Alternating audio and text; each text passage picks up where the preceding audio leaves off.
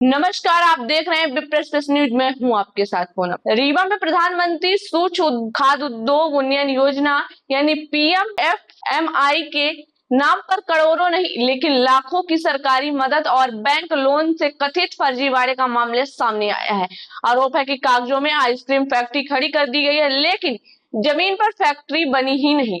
अब EOW ने 5 लोगों के खिलाफ मामला दर्ज कर जांच शुरू कर दी है। रीवा में फर्जी दस्तावेज और झूठे प्रोजेक्ट रिपोर्ट के जरिए 31,50,000 रुपए का बैंक लोन हासिल करने का मामला सामने आया है।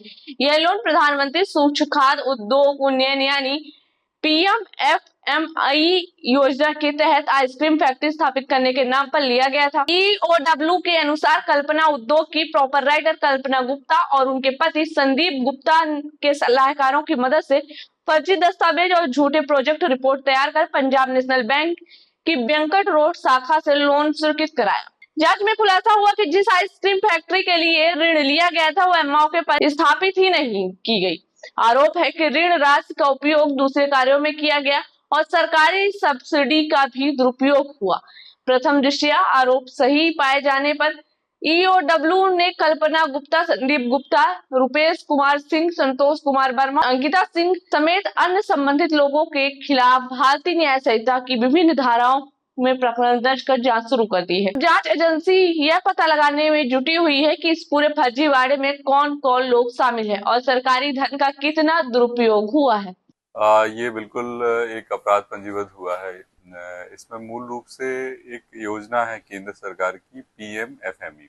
इस योजना के अंतर्गत शासन से 10 लाख रुपए तक की सब्सिडी का प्रावधान है। इसमें मूल रूप से जो फूड प्रोसेसिंग इंडस्ट्री है उससे रिलेटेड अगर आप कोई फैक्ट्री या इंडस्ट्री चलाते हैं और सक्सेसफुल उसको दो साल या 3 साल तक रन करते हैं तो फिर आपको एक सब्सिडी रिलीज होती है। ये जो हमारे यहाँ पे शिकायत आई थी उसके सत्यापन के दौरान पाया गया कि ये गुप्ता फैमिली जो है उनके द्वारा एक आइसक्रीम फैक्ट्री बनाने के नाम पर बैंक से लोन प्राप्त किया गया और जब बैंक वालों ने मौके पे जाके वेरीफाई किया तो कोई आइसक्रीम फैक्ट्री वहां पर संचालित होना नहीं पाएगी।